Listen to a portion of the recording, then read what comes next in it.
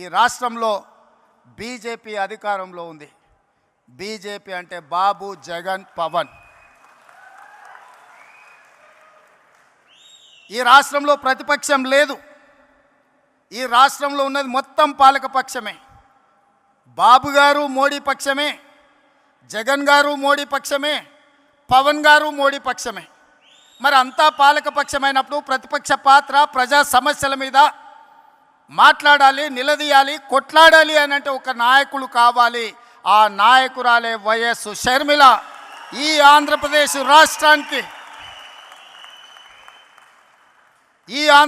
రాష్ట్రానికి ప్రజల పక్షాన, బడుగు బలైన దళిత గిరిజన మైనారిటీ మహిళల పక్షాన నిలబడి కొట్లాడేది, నిలబడి మాట్లాడేది, ఢిల్లీతో నిలబడి కలబడేది వైఎస్ షర్మిల.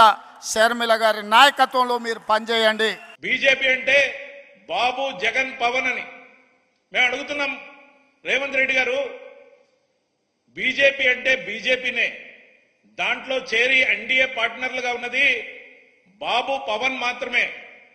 మా పార్టీ పుట్టినప్పటి నుండి ఏ పార్టీతో కూడా మేము పొత్తు కోసం వెంపర్లు ఆడలేదు. మేము మా జెండా మీద స్పష్టమైన అజెండాతో ప్రజలు తీర్పును కోరామే కానీ మేమే కోరుకుని ఉంటే, ఎన్డీఏలో మేము చేరాలనుకుని ఉంటే చంద్రబాబు నాయుడు గారు అసలు గెలిచేవారా అని అడుగుతున్నాం. మేము పొత్తులకు వ్యతిరేకం కాబట్టే అంది వచ్చిన ప్రతి అవకాశాన్ని అందరి కాళ్ళు గడ్డాలు పట్టుకుని బతిమలాడి పొత్తులు కుదుర్చుకుని ఈరోజు గెలిచే అధికారంలోకి వచ్చి ఉండవచ్చు. కానీ మేము సిద్ధాంతం కోసం కట్టుబడ్డాం. మా అజెండాతో పేద ప్రజల పక్షాన్ని నిలిచాం. షర్మిల గారు చేసే ప్రయత్నాన్ని విజయవంతం చేయడానికి ఈ మధ్య టీవీలో, పేపర్లో చూస్తున్న కడప పార్లమెంట్కు ఉప ఎన్నికలు రావచ్చు అని. నిజంగానే ఉప ఎన్నికలు వస్తే ఊరూరు తిరిగే బాధ్యత నేను తీసుకుంటా.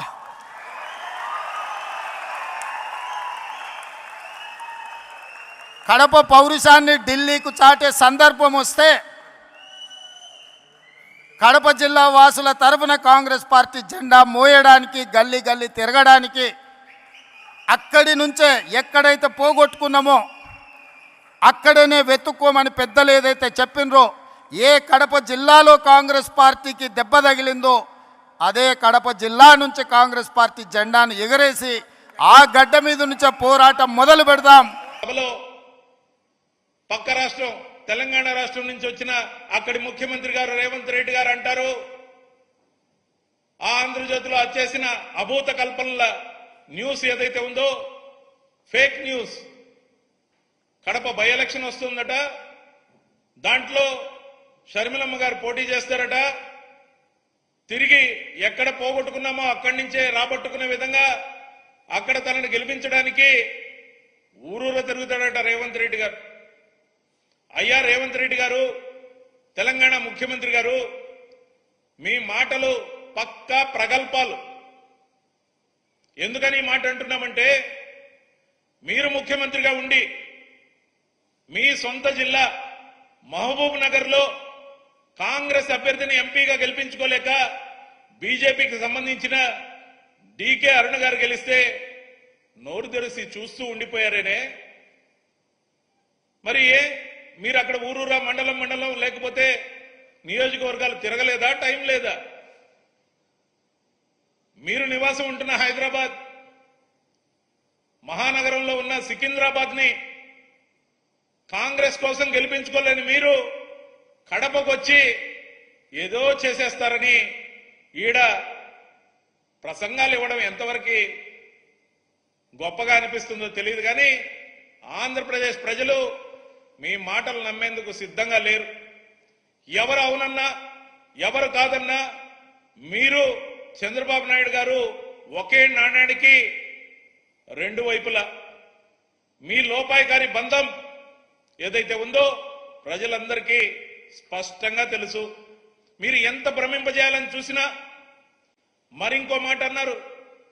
వైఎస్ఆర్ పేరు మీద రాజకీయ వ్యాపారం చేసేవాళ్ళు ఆయన వారసులా, లేకపోతే నిజంగా వైఎస్ఆర్ గారి ఆశయం కోసం కష్టపడుతూ, ప్రతి ఒక్కరికి తెలుసు, బడికెళ్ళే పిల్లగానికి కూడా తెలుసు ఆంధ్రప్రదేశ్లో కాంగ్రెస్ అంటే గెలుచుడు కష్టం సార్, సర్పంచ్ అయినా అని.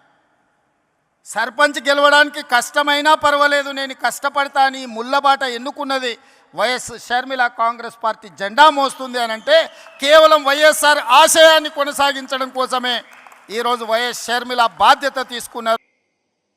కాంగ్రెస్ పార్టీ అన్ని విధాలుగా నష్టపరిచిన ఆంధ్రప్రదేశ్లో వారసత్వం కోసం ఇంట్లో ఏదో తగాదా ఉందని కోపంతో బయటకు వచ్చి నానా మాటలు మాట్లాడి వైఎస్ జగన్మోహన్ రెడ్డి గారి గురించి మాట్లాడకూడని మాటలు అనేకం మాట్లాడిన షర్మిల గారిని నాయకత్వాన్ని ఇచ్చి ఆమె ద్వారా కాంగ్రెస్ లేచి పరిగెడుతుందని నమ్మిస్తామంటే ఆంధ్రప్రదేశ్లో అది అమలయ్యే కార్యక్రమం కాదు. ప్రజలను మిమ్మల్ని ఎప్పుడూ దగ్గరికి తీసుకోరు. ఎందుకంటే మీరు ప్రత్యేక హోదాని ప్రశ్నించడం లేదు. ఈరోజు కూడా చంద్రబాబు నాయుడు గారి అజెండాని మోస్తున్నారు. ఈ రోజున ఆంధ్రప్రదేశ్లో షర్మిల గారి నాయకత్వంలో కొనసాగుతున్న కాంగ్రెస్ పార్టీ చంద్రబాబు నాయుడు గారి టీడీపీకి తోక పార్టీ. ఎందుకని అనాల్సి వస్తుందంటే ఇప్పుడు అధికారంలో ఉన్నది రైట్ నౌ చంద్రబాబు నాయుడు గారి ప్రభుత్వం, ఎన్డీఏ ప్రభుత్వం. కానీ వాళ్ళని నిలదీయడానికి ఈమె దగ్గర మాటలు లేవు, మాట్లాడటాలు లేవు. ఎంతసేపు అన్న మీద అక్కస్తో వారసత్వం కోసం వైఎస్ఆర్ గారు జపం చేస్తున్న షర్మిల గారు, మిమ్మల్ని సూటిగా అడుగుతున్నాం. ఈ మధ్య కాలంలో ఆ రోజు పెట్టిన ఫీజు రీఎంబర్స్మెంట్ దగ్గర నుంచి వైఎస్ఆర్ ఆరోగ్యశ్రీ గురించి కానీ మరి వేటి గురించి అయినా ఈ కొత్త ప్రభుత్వం పేర్లు మారుస్తుంటే ఏం చేస్తున్నారు, ఎందుకు నిలదీయటం లేదు? మీ తండ్రి గారి మీద మీకు ప్రేమ ఉందా లేదా అని అడుగుతా ఉన్నా.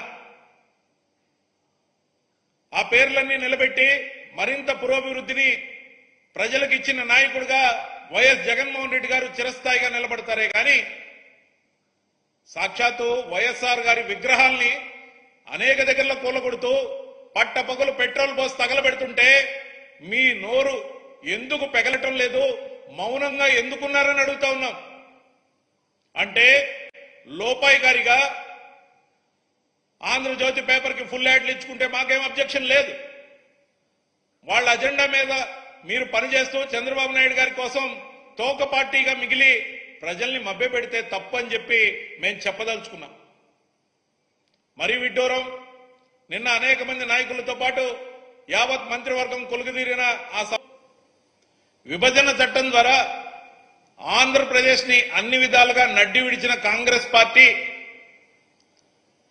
ముఖ్యంగా ఆంధ్రప్రదేశ్ లో భూస్థాపితమైంది కాబట్టి, దానికి జవసత్వాలు లేని పరిస్థితి వచ్చింది కాబట్టి దాన్ని ఎలాగైనా మళ్లీ లేచి నడిచేలా చేయాలనే వాళ్ళ తాపత్రయం తప్పు కానప్పటికీ